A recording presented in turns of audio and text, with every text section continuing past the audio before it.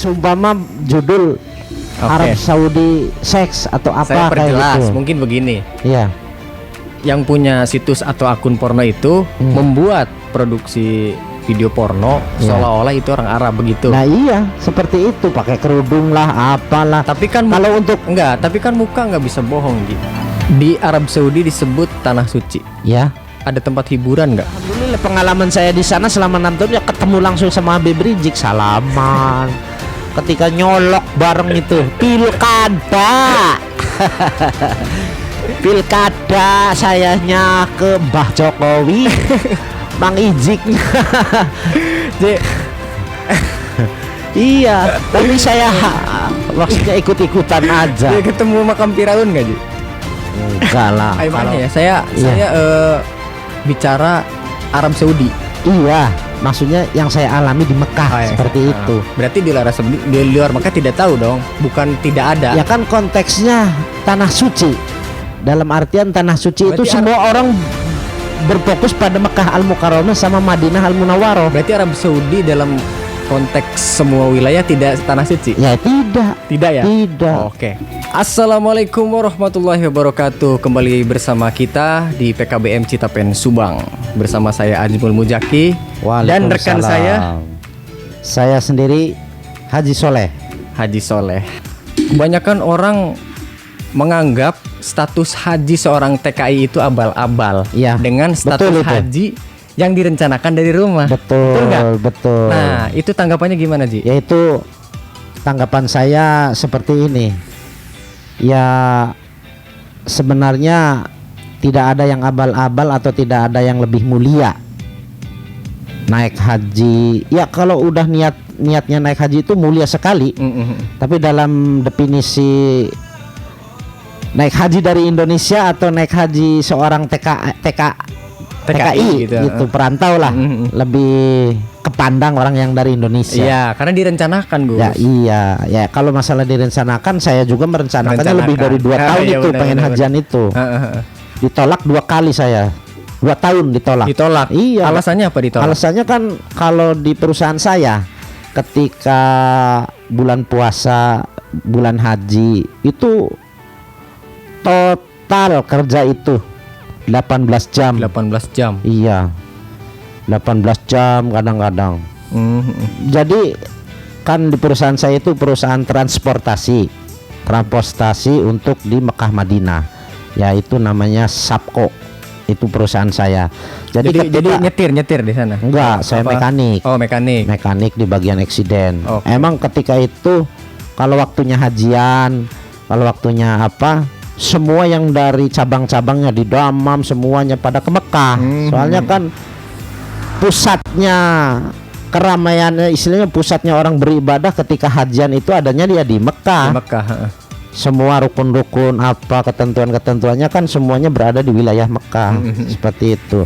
Nah, untuk yang ini istilahnya haji status haji yang dari Indonesia sama yang TKI. Untuk dijelaskan lebih dahulu yaitu dari saya sebagai seorang TKI.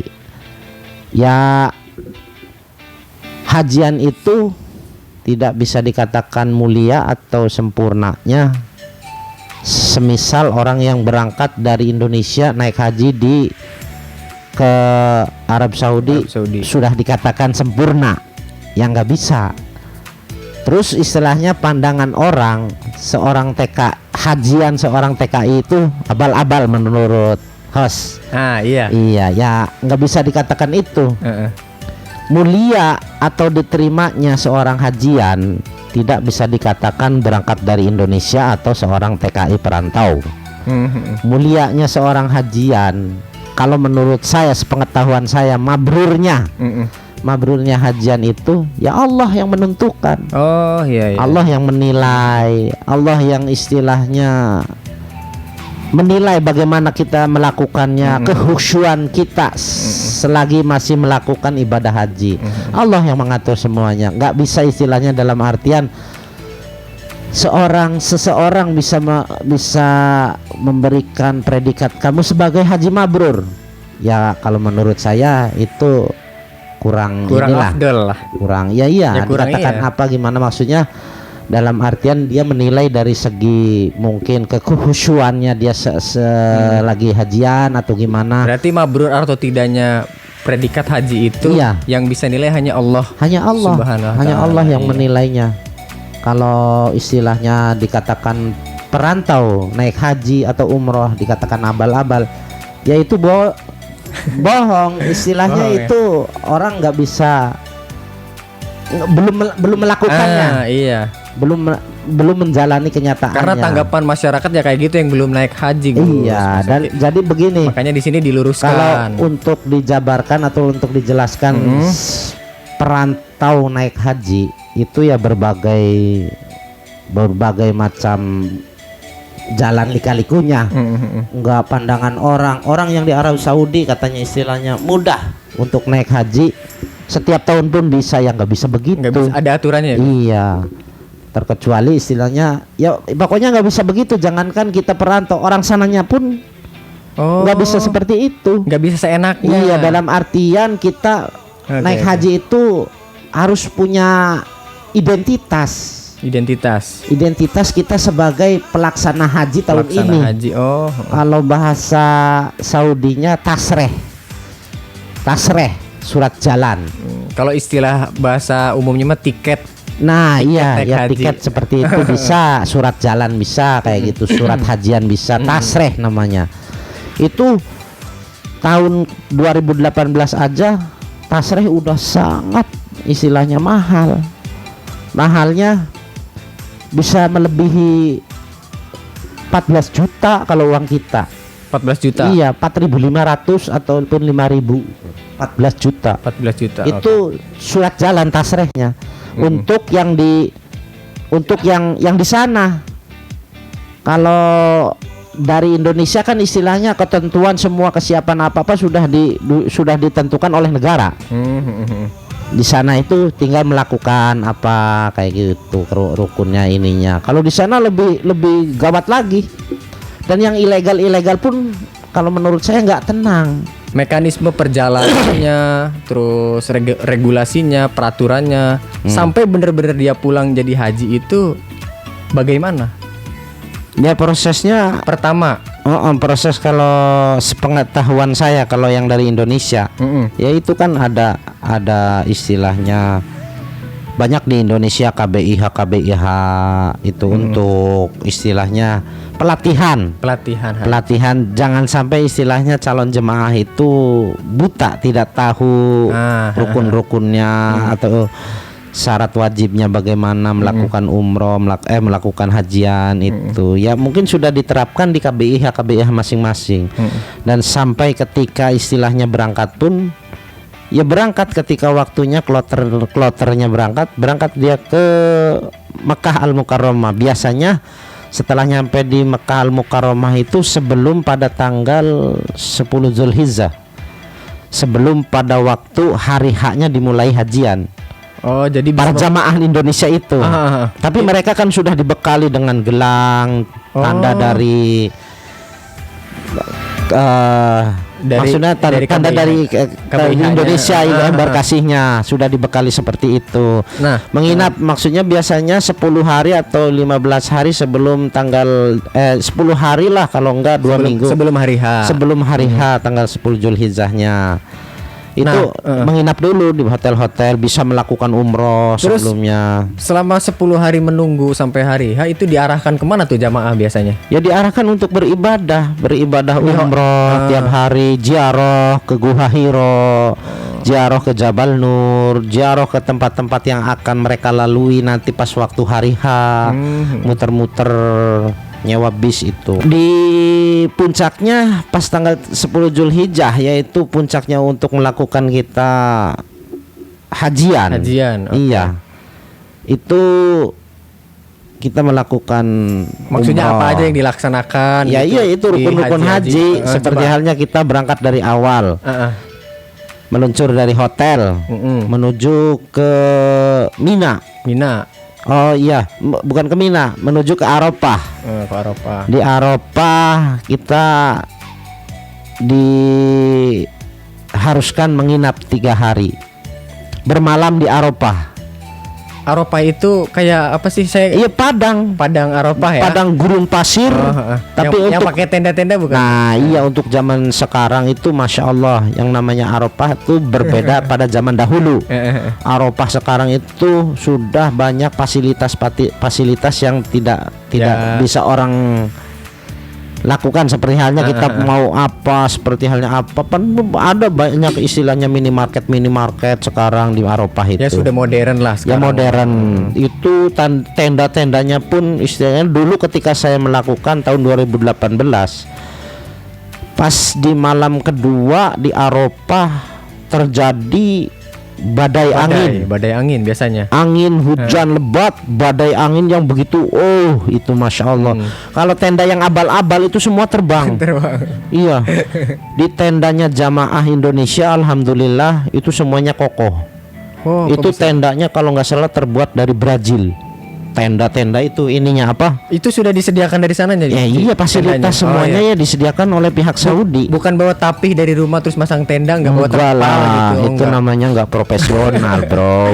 Ya, kirain bawa terpal dari rumah kita bikin tenda kan. Itu pengalaman yang sangat Masya Allah tidak bisa dilupakan buat saya. Di 2018 itu bareng bersama Pak Haji Idris, Pak Haji Adi Sihabudin, itu berbarengan dengan saya itu waktu ketika hajian. Itu pengalaman Masya Allah di malam kedua di Arafah. Itu angin, siap. Angin sangat lebat sekali.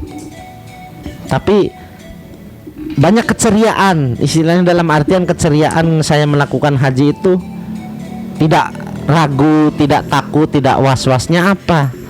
Saya ketika itu melakukan hajian, alhamdulillah sudah surat istilahnya izin saya dari perusahaan sudah pegang saya. Udah aman lah. Udah aman. Dalam artian saya berangkat dari perusahaan itu saya enggak sendiri ikut-ikut jamaah ataupun saya hanya sekedar istilahnya punya pegangan dari panduan melakukan hajian itu. Kita harus ke sini, kita harus ke sini. Alhamdulillah. Ketika itu saya ya ikut jamaah dari Indonesia. Itu kebetulan apa emang udah sama orang Indonesia dari saya diatur? Bukan kebetulan, alhamdulillah kan saya istilahnya punya kiai. Ya itu setiap umrohan dalam sebulan 2 kali ataupun selalu saya sambangi. Oh iya. Iya, alhamdulillah Pak Kiai Haji Usman Bakar itu. Ya. Ya selalu menawarkan, malah setiap tahun kamu harus ikut, kamu harus membimbing, kamu harus istilahnya menjagalah jamaah-jamaahnya. Kan kalau hajian minimalnya banyak itu 60 orang 60 itu minimal ya. Iya 100 lebih kadang-kadang itu kan seenggak-enggaknya kalau mengandalkan 1 orang ataupun apa dan itu pun emang sudah banyak anak buahnya.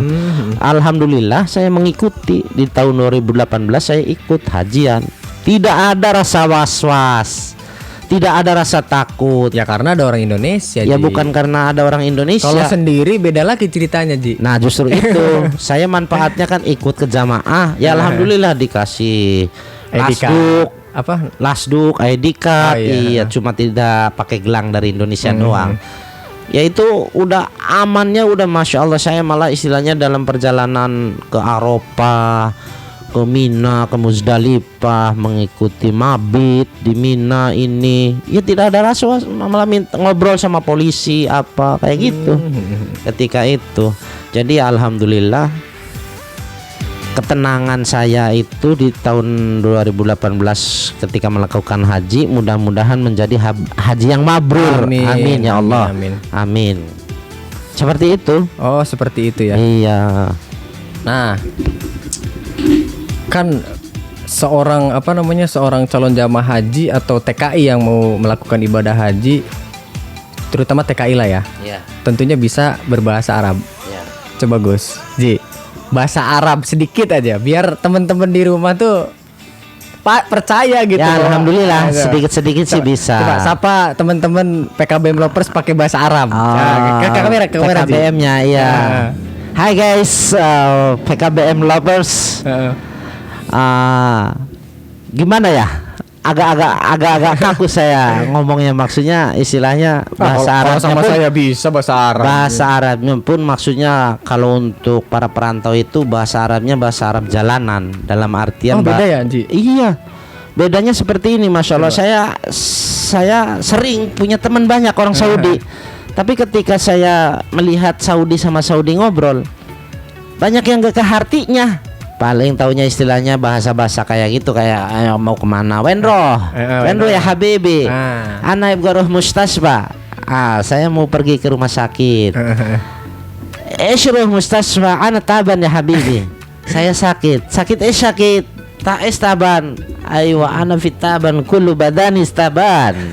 Roh mustasfa, ana ibga akil. Ana ibga dokhan. Ana ibgaro toilet. Anta bi khair. Alhamdulillah, tayyib. Seperti itu. Oh, itu billahi minasyaitan dirajim. Seperti Ji ya. betul. Mungkin segitu saja dari kita berdua. Tetap di PKBM Citapen Subang.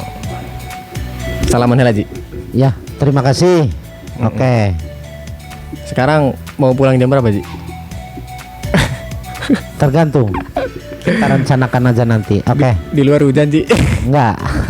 Ayo, assalamualaikum warahmatullahi wabarakatuh. Waalaikumsalam warahmatullahi wabarakatuh.